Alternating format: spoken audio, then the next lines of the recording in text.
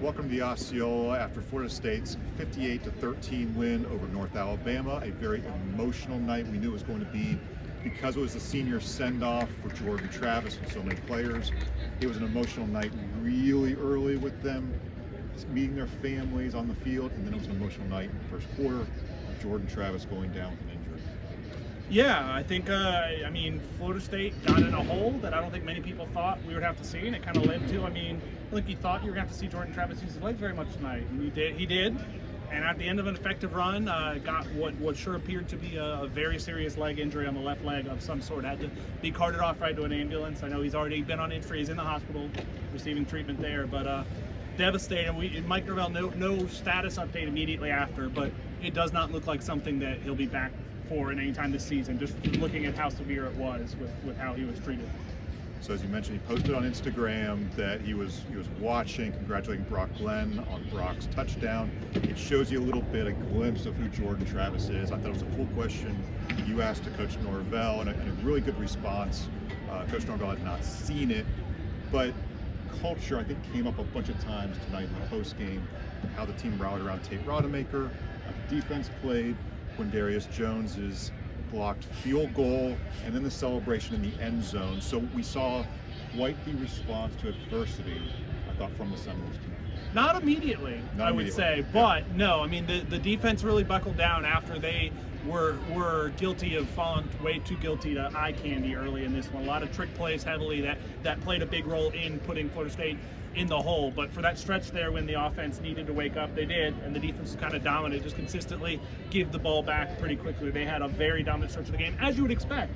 A team as talented as Florida State against an FCS team, and they rose to the occasion. But Tate Rodemaker also rose to the occasion. I think it's quite likely he's going to be a quarterback for, it feels like the rest of the way. We don't know that for sure. We'll see when we find out if that's the case for sure, but it feels like at least next week that's going to be your guy. And I thought he threw for over 200 yards, completed over 50% of his passes, was I think, subjected to a few drops. I think could have had a better stat line, but some receivers weren't entirely helping him out there. And but I think Lawrence Toafili said it best. We don't need him to be Jordan Travis. We need him to be Tate Rodemaker. And I know he speak confidently. A few others speak confidently as well. I imagine we might hear a few other players, of course, next week talk about. Tate's been preparing for this. I thought it was telling. Mike Norvell talked about he's had a few one-on-one meetings with Tate about how to, as the backup quarterback, it's a hard job.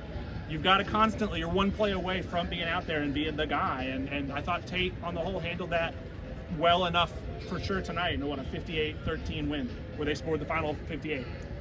58 unanswered. Yes, we saw, Tate came in this game with 70 college throws. He got a lot of good throws tonight. Mike Norvell, I think, lamented a few times. The drops did not help. As far as just building drives, building confidence, maybe that was just a little bit of the receivers and tight ends being shaken up by the moment, maybe trying to do too much to help out Tate in the moment. Defensive response, I think we should hit on real quickly before we head out. Those first three North Alabama drives, they went punt, touchdown, about 160, 165 or so yards there. I think UNA finished with 220 total offensive yards for the game. So Curt, the way they played, 9 punts, the takeaways, I just felt like in that moment the defense really had to buckle down and did.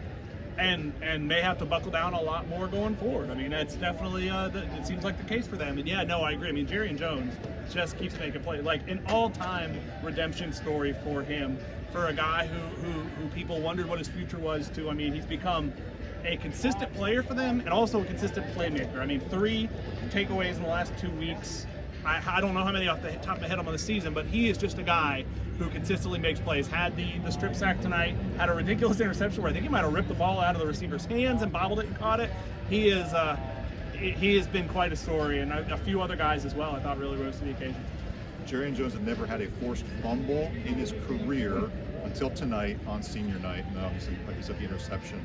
So what's next for Florida State? Obviously, Florida, the team that you will not hear named the rest of the week by Mike Norvell or the coaching staff. It will be that team, that opponent, or whoever they're focusing on. But that's Saturday night, 7 p.m. on ESPN.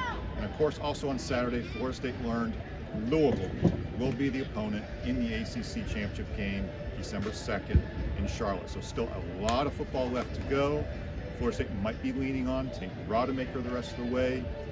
The takeaway, I think, from the press conference, though, was just overall confidence in what Tate has shown players on the practice field, what the quality of the play could be around Tate, too. I think there's just a confidence in the supporting cast for the quarterback. You're no longer throwing him in the deep end. He played, I remember that start as a true freshman where he did not look ready, and Jordan actually replaced him, and that kind of became Jordan's team from there. It's kind of a watershed moment for this team. But he, I think, has to be ready now. It's fourth year in the program, and yeah, I think he has that control of the offense. Again, he's not Jordan, but I think he's a guy who can win you some games, and like you said, has the weapons to do it. I mean, any quarterback's going to benefit greatly from having Keon Coleman, from having Johnny Wilson, from having Jaheim Bell, from having those running backs, everybody. I mean, it's definitely, I think those guys are exactly what you want to have around you if you take. All right, well, that's a wrap for us here Saturday night.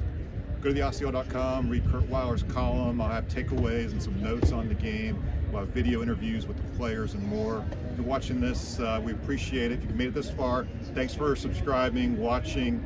Check out all of our podcasts on Spotify and Apple too. So for Curt Weiler, I'm Bob Ferrante. Thanks for watching on theosceola.com.